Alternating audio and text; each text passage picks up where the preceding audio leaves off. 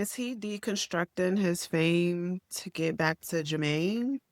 Is that a bar? Because I got dreams, but it's not like It's not material. It's not. It's not based on like I need this thing. It's more like, man, I want to experience. I want, it's like achievements. You know what I mean? Like that come from like basketball, right? I want to put in so much work that I get to this level. You know what I mean? And even with music, I want to put in this much work so I get to this level. You know what I mean, or whatever, and then accomplish these things.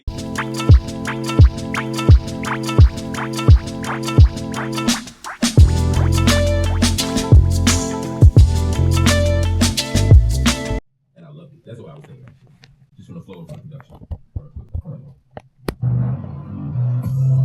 Hey, when this shit came on, I was like, oh, one of these beats.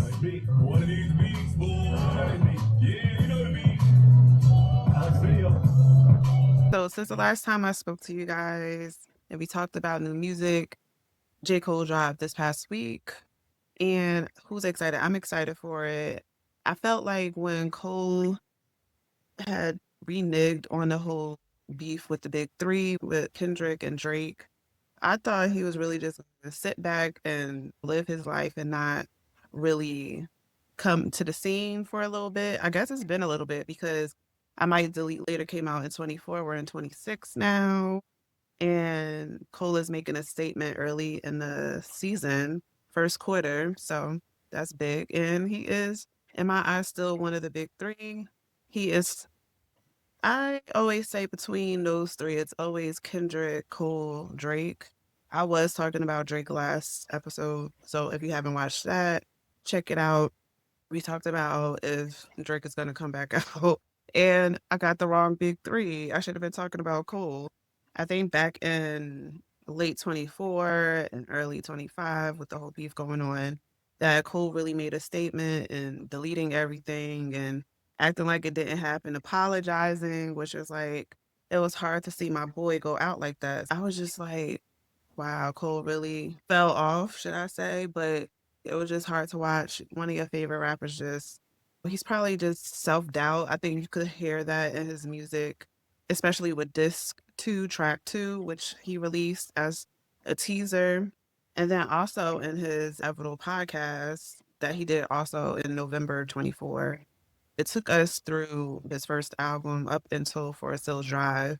So I'm assuming that he will come back out with another Inevitable podcast because in that video, he says the fall off is inevitable.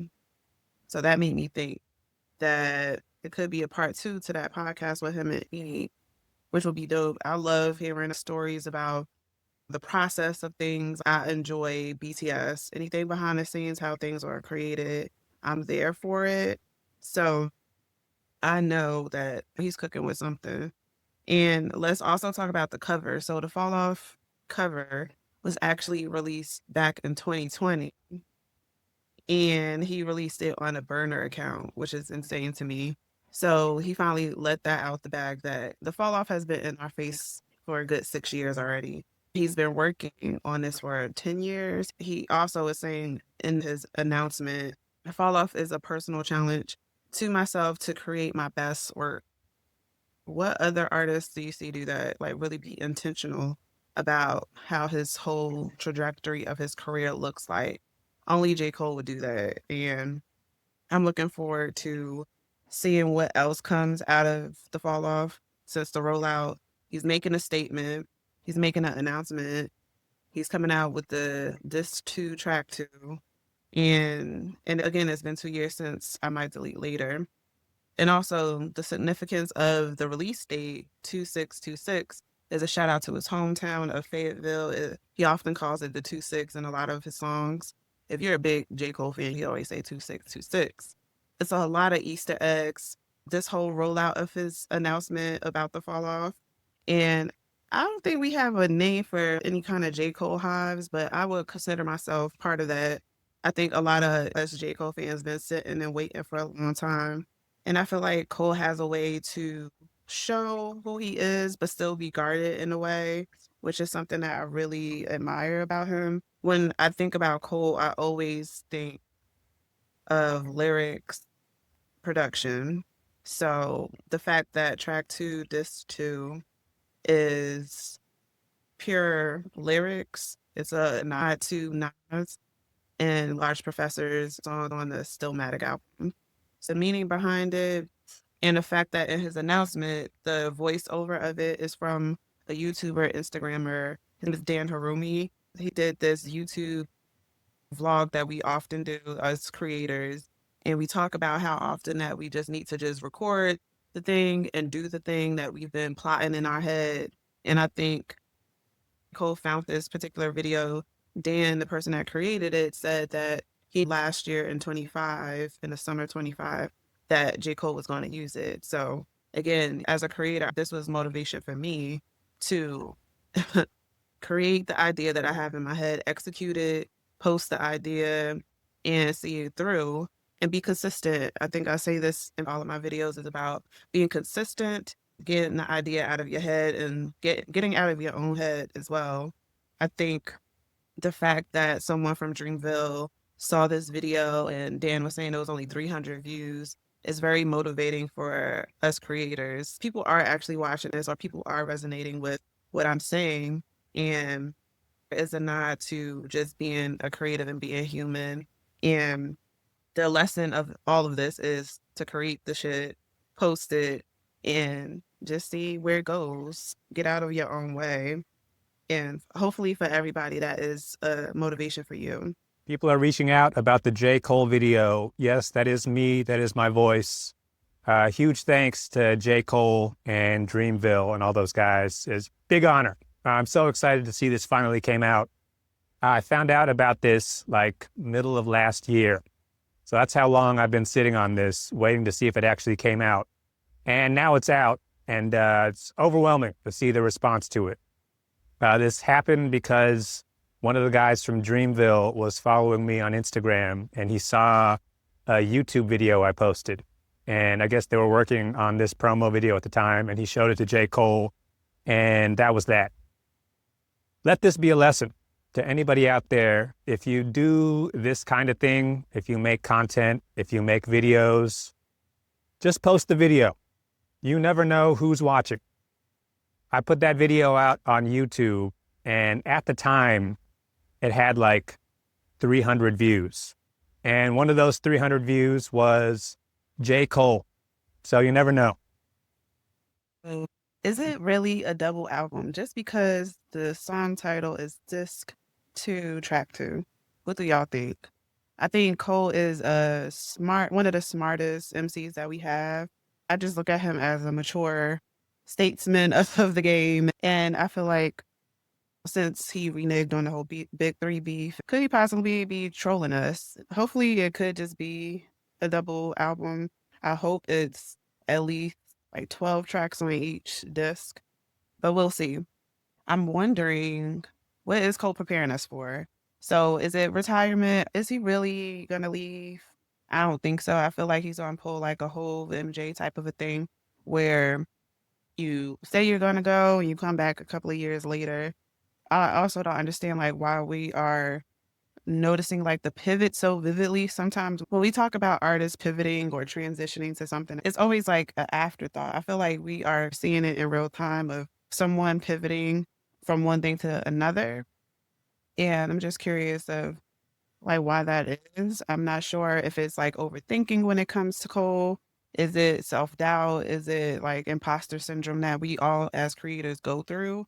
I'm sure he looks at his fans like they get me, like they understand me. And so I understand where he's coming from when it comes to maybe I gotta say bye to the game. This is when you're in the game, if it feels you get jaded quickly is what I'm trying to say. So I know when I worked in the music label, after I got there, I was like, this is what everyone is talking about. It wasn't all the hype. So maybe in perception is like he did all he can do. He's wealthy, he has a family and all of that. And maybe now he's at the point, what else is there for me in hip hop? Because like right now in the mainstream hip hop is not really much going on besides the same people. Maybe it's a new generation of rappers coming. And definitely, I'm feeling the transition happening, which is crazy because we're only like 41, 42. And we're seeing like our idols getting older, which is cool, but I still want them to work. So my predictions for the fall off is, of course, it drops 2626, is honoring his hometown, J. Cole's hometown. And of course, we have to have a tour. There's no Dreamville Fest. I'm sure he probably wouldn't co-headline with someone else. So I'm hoping he would definitely do a tour. A tour has to come after his last album. Hopefully when a tour is out, I'm also thinking he may do another compilation, Dreamville compilation. That would be dope way to just submit the year for Dreamville, have more albums from Boz, the rest of the Dreamville crew. For the album features, I'm thinking definitely Hove, Nas, Boz, Jid. There's definitely some folks from Dreamville. And I'm also thinking, listen to me guys, okay. I think if this is truly his last album, that he is going to honor some of the producers, rappers that he looked up to. So I would assume that Nas, Hov would be on there, and also Kanye West, because Workout was his first single and he sampled Kanye's workout plan. It just makes, in my music head, it makes sense for J. Cole to feature these dope artists that he looked up to. Let's see if that comes to fruition a few months from now. Let's get into the teaser, the disc 2, track 2 track. It's about different stages of his career, his life. And it's a nod to Nas's Rewind song, which is on Stillmatic. And of course, that was originated by Nas and Large Professor. And J. Cole is honoring his idols like Nas and Large Professor. And it's a subtle mention that in the song is reversed. Cole dropped this as a video instead of on streaming platforms because you get to see the visuals. The visuals tell so much. It's very complex with how it was filmed. And Cole is looking back on his life and seeing what's next. He's always good with his rollout. His rollout is he wants us to look at this video and not play it on streaming services just yet, but look at what he's saying. And in addition to the announcement, it all makes sense that this is leaning towards being his last album. I'm just glad that Jermaine is going back to storytelling. I love to break down lyrics. So it's cool to see everybody just dissecting and deconstructing everything that he's saying. And everyone has been talking about this one line, so-called kings of rap. He called Hove so-called king of rap. So that's going to make people talk a little bit. I was watching Joe Budden podcast. They were talking about it. And at that time, if you're talking about yourself in reverse in that tense, that everybody was saying like Hove was so-called king of rap with, it was also another big three with Hove, Pac, and Biggie. So I don't think it's a shot at Hove at all. I don't ever see Cole like taking shots at his idols like that. But it is that brought my antennas up. What is he trying to say here? I think Cole has always aspired to take over and be top of his game. Other standout lines is life stages from death, verse of the year, best alive, inspiration was rare and in spurts. It's cool that he acknowledges that his success was hard. He had those creative blocks, and it's great to see that from a creative perspective because we are so hard on ourselves. He went through his creative blocks, which his success came in spurts. And that's so like relatable to me because you have your creative blocks, and I don't see like any creative that wouldn't like J. Cole because he just talks from a different angle from a musician, rapper. And as creatives, sometimes you have imposter syndrome and sometimes you feel like, oh, I'm not supposed to be in this room. Or sometimes you feel like, oh God, look at that other person's video or listen to that other person's song. And you have that self-doubt about yourself. And I think it's dope for him to acknowledge that. Hesitates about whether he wanted to get married. Since being with someone when you're young in college, high school, we could see that with the Christy, Sarah, and Desmond Scott situation, being together with someone when you're like 14 and you're like in your 30s. I think for them, they're in their 20s. And for Cole, he's in his 30s, reaching that moment, or at that moment when he was about to propose or thinking to, should he or shouldn't he? I think you look back and say and think, is this worth my time or if I'm missing out or anything? It's like a natural thing.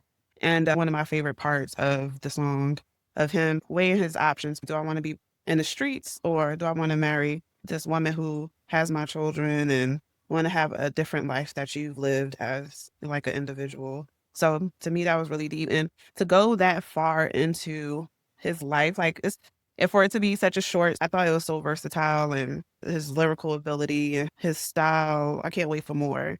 And so that was just the part one of disc two, track two. It then goes into a whole nother song, which I'm excited for. Anything that's hyped and or whatever, and he's gonna be talking his shit is like he won't, when's the next song? I love that he's teasing the next thing. So I'm excited. J. Cole, bring it on. I want to see and hear everything that you got, especially at that age when you're considering next steps when you've been with someone for so long, or even if you have kids with that person. It's like you have to be careful with what the next step is. He's at the stage where he just don't give a fuck, and he's just pouring his heart out on music, and I'm here for it. I thought another line when he talked about his father watching his walk back into his life, it cleared up a lot of hurt. It just hit home for me. A good verse to fully acknowledge as a father to the father now, and going back, understand, okay, I get what was happening, and he made peace with his father not being around. And then part two, it goes into who the F is you? Who the fuck is you? Okay. I can't wait to hear the rest of that song. So what are your predictions for the fall off? And who do you want to see feature either MC or producer? I think either like Ninth Wonder, Kanye West, Alchemist. We'll see. But let's, 2626 can't get here no quicker. I'll see y'all in the next one. Make sure you like, comment, and subscribe. And I'll see you in the next one. Let's see who drops next time. I'll see you next Sunday for another week of music. Later, y'all. Everything is supposed to go away eventually. You see this especially in like show business with famous actors or like musicians. And it's like, oh, this guy used to be famous and then he fell off. What happened? And they want to point that they did this and this and they made some sort of mistake. Instead of thinking that, look, it's kind of crazy they got famous in the first place. So few people reach that level that, yes, of course, it's not going to last forever because somebody else has to take that spot. And that's how show business has been since forever. But no, they always want to say,